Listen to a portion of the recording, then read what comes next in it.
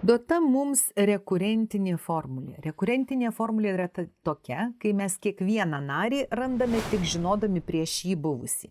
Štai aš žinau pirmąjį narį, galėsiu rasti antrąjį. Antrasis narys yra tada, kai n yra 1, nes 1 plus 1 yra 2. Taigi n mano yra 1 ir aš ieškodama antrojo nario visur vietoj n įrašau 1. Štai taip va įrašau. Kart 1 lygų.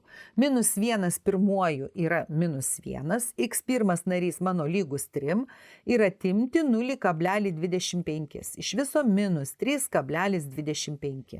Dabar jau galiu rasti ir trečiąjį narį. Trečiąjį narį rasiu, kai n yra 2 lygus. Lygų bus minus 1 kvadratu, vietoj n rašau 2, x antrasis narys atimti 0,25 kart 2. Lygų minus 1 pirmoji yra plus 1, antrasis mano narys yra minus 3,25, atimti, o čia yra pusė.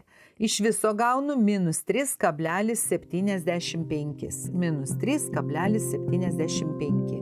Uždavinys išspręstas.